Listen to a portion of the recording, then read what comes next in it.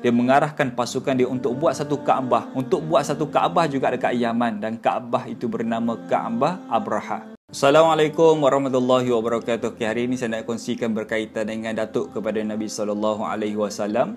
Datuk Nabi yang bernama Abdul Muttalib. Siapakah Abdul Muttalib? Bagaimanakah kehebatan Abdul Muttalib? Dan bagaimanakah Abdul Muttalib boleh melawan satu pasukan yang sangat besar, melawan seorang diri sahaja? Jom kita belajar berkaitan dengan Abdul Muttalib pada hari ini. Jadi Abdul Muttalib di antara orang yang menjaga Kaabah, di antara orang yang menjaga Mekah.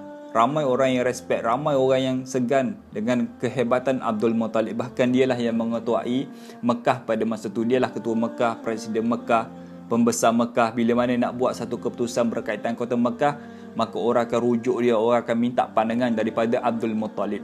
Jadi Abdul Muttalib dia menjaga Kaabah, dia pun menjaga Mekah. Andai kata ada satu rombongan yang datang untuk ziarahi kota Mekah, untuk tengok Kaabah bagaimana, maka Abdul Muttalib lah yang bertanggungjawab untuk bagi kebajikan kepada mereka, membantu mereka, beri makanan, tempat tinggal, minuman dan sebagainya. Itu kebaikan, itu kelebihan Abdul Muttalib itu datuk kepada Nabi SAW. Lalu bila mana ramai sangat orang yang pergi Mekah, ziarahi Mekah, maka dekat ujung sana tu ada satu negara yang bernama Yaman. Yang mana Yaman pada masa tu diketuai ataupun dipimpin oleh satu pasukan, satu raja yang bernama tentera Abraha ataupun Abraha. Yaman Abraha ni memang sangat tak puas hati dengan kota Mekah, disebabkan kota Mekah ni ramai orang pergi.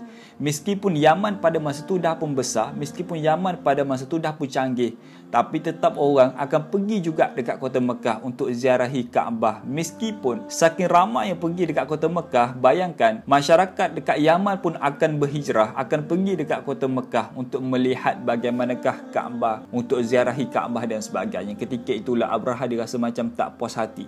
Aku dah buat macam-macam dah dekat Yaman, macam-macam teknologi aku dah ada contoh, tapi kenapa masih lagi ramai orang pergi dekat Kaabah? Dan ketika itulah Abraha ada satu cadangan. Dia mengarahkan pasukan dia untuk buat satu Kaabah, untuk buat satu Kaabah juga dekat Yaman. Dan Kaabah itu bernama Kaabah Abraha. Tujuan dia apa? Tujuan biar orang beralih pandangan untuk melihat pula Kaabah Abraha bina, supaya orang boleh datang pula ke Yaman. Lagi ramai yang datang ke Yaman, tetapi lain yang dia dapati, kerana disebabkan bila mana dah siap Kaabah Abraha tu tidak apa yang dia sangkakan, tak ramai yang datang. Malah orang lebih tertumpu kepada Kaabah dekat Mekah. Ketika itulah datangnya perasaan sakit hati, geram dengan Mekah pada masa itu. Lalu pada satu hari dia terlalu geram melihat statistik yang masuk dekat Yaman, lagi sedikit statistik yang masuk dekat kota Mekah. Ketika itulah dia rasa geram, tak puas hati, dendam dan sebagainya. Maka dia mengarahkan satu pasukan tentera yang sangat besar, itu pasukan gajah. Kerana Abraha ni dia berasal daripada Afrika. Dialah yang bawa masuk gajah ke Semenanjung Arab. Kerana kerajaan pada masa tu dekat Semenanjung Arab, mereka tidak ada tentera-tentera gajah. Yang hanya ada tentera gajah adalah Abraha. Bayangkan pada masa tu bila mana nak bertembung, bila mana nak berlawan dengan tentera gajah, semestinya pasukan-pasukan yang lain yang hanya berkuda, yang hanya ada unta, mereka akan kalah disebabkan pasukan gajah terlalu ramai, terlalu kuat. Maka bila mana adanya tentera Abraha, memang orang lain akan surrender, akan tarik diri, tak berani nak lawan kerana saking kuatnya Abraha bersama pasukan-pasukan dia.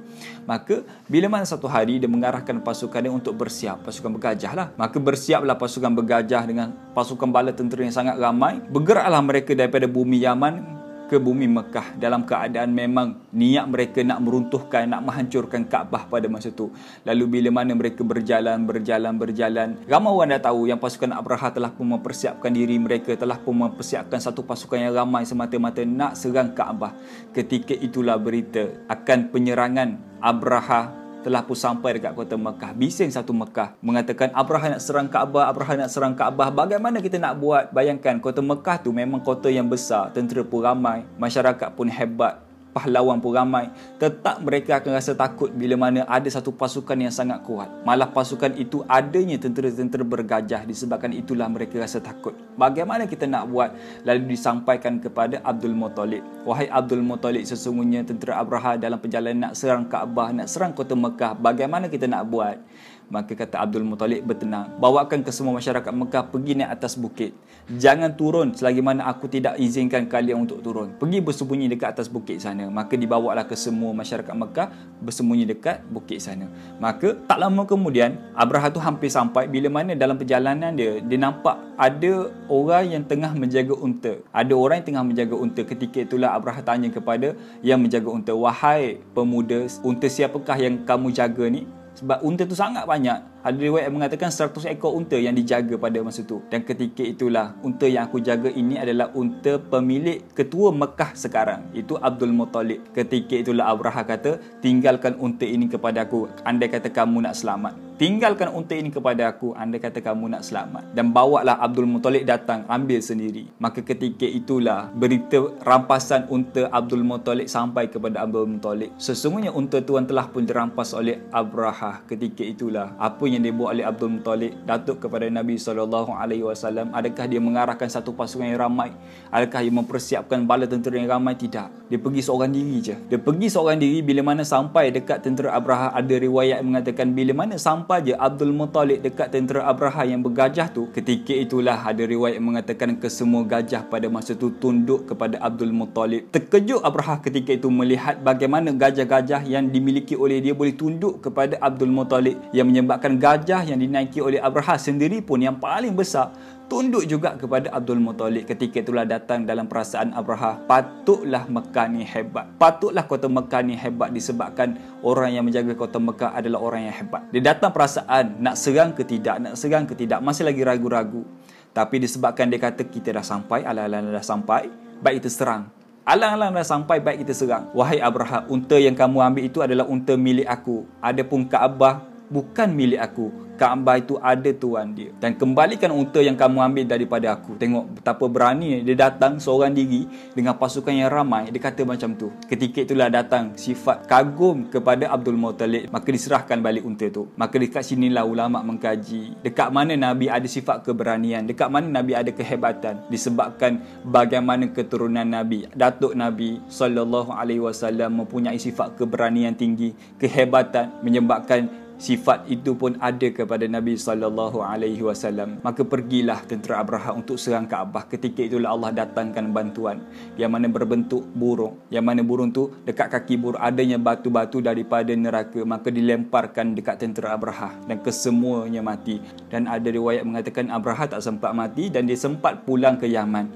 Bila mana sampai ke Yaman, dia dalam keadaan yang sangat tenat. Maka dekat Yaman dia pun meninggal. Itulah kisah bagaimana seorang lelaki yang bernama Abdul Muttalib boleh berdepan dengan satu pasukan yang sangat ramai, yang mana negara lain bila mana dapati Abraha nak serang mereka, mereka akan rasa takut. Tapi tidak berlaku kepada Abdul Muttalib, yang mana dia pergi bertemu seorang diri, malah dia nak ambil balik hak dia. Itulah kehebatan Abdul Muttalib, datuk kepada Nabi SAW. Dan datuk Nabi SAW juga yang mana Allah ilhamkan kepada datuk Nabi Abdul Muttalib ni sebelum kelahiran Nabi lagi.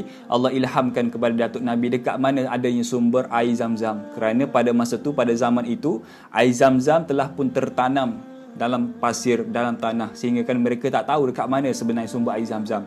Tapi bila mana diilhamkan oleh datuk Nabi, maka dia pun pada keesokan hari maka dia pun menggali.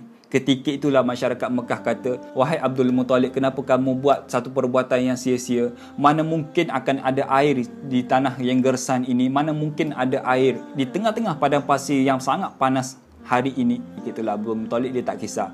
Bila mana dia gali, alhamdulillah disebabkan dia gali itulah bertemunya air Zam-Zam. Dan ketika itulah yang menjaga air Zam-Zam adalah Abdul Muttalib. Dan orang pun, masyarakat Mekah yang lain pun dapat merasai akan keberkatan daripada air Zam-Zam. Jadi itu di antara kisah datuk Nabi SAW Abdul Muttalib, di antara orang yang sangat hebat, antara orang yang terpengaruh dekat kota Mekah pada masa itu. Jadi itu saja video kita pada kali ini berkaitan dengan Abdul Muttalib. Semoga video kali ini memberi pengajaran kepada anda dan anda boleh belajar sesuatu daripada video saya pada kali ini. Anda kata video ini bermanfaat, kongsikan kepada orang lain juga supaya orang lain pun boleh belajar sama. Assalamualaikum warahmatullahi wabarakatuh.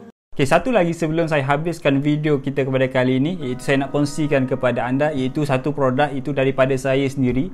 Saya sendiri yang buat produk ni, saya sendiri yang pergi beli bahan, saya sendiri yang baking. Okay, produk ni daripada saya dan saya belajar formula resepi macam mana nak hasilkan satu cookies yang sangat sedap. Okay, saya ada produk yang bernama The Snack Cookies, yang mana The Snack Cookies ni adalah daripada saya sendiri.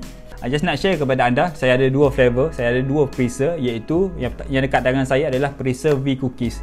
Kalau V Cookies adalah daripada vanilla butter, anda boleh tengok gambar yang lebih jelas. Okay, V Cookies daripada vanilla butter, dan satu lagi adalah Cha Cookies, pun sama, anda boleh tengok gambar yang lebih jelas. Okay, ini adalah dua preser yang kita sengaja buat kepada siapa-siapa yang peminat coklat, maka dia akan minat Cha Cookies. Tapi kalau anda jenis yang minat kepada vanilla, anda mesti minat kepada V Cookies, iaitu vanilla butter. Kita tengok banyak feedback daripada customer kami, bila mana sampai The Snack Cookies, sampaikan mereka ni berebut-rebut nak makan. Berebut-rebut nak makan disebabkan saking sedapnya The Snack Cookies. Ada tu di antara customer kami yang bila order 3 botol, dia orang kata tak cukup. Bila order 5 botol, dia orang kata tak cukup. Jadi macam mana nak order? Just order je, nombor kat bawah ni, tekan je nombor WhatsApp kat bawah, nanti akan ada tim kita yang reply. Okay, insyaAllah itu di antara value manfaat yang saya boleh kongsikan dengan anda. InsyaAllah kalau boleh tengok dekat feedback kami, banyaklah customer kami yang dah makan, banyaklah customer kami yang puji kesedapan The Snack Cookies. Sedap macam mana, anda kena try. Anda kena try dulu, barulah anda tahu macam mana sedapnya The Snack Cookies. Assalamualaikum warahmatullahi wabarakatuh. Jumpa lagi.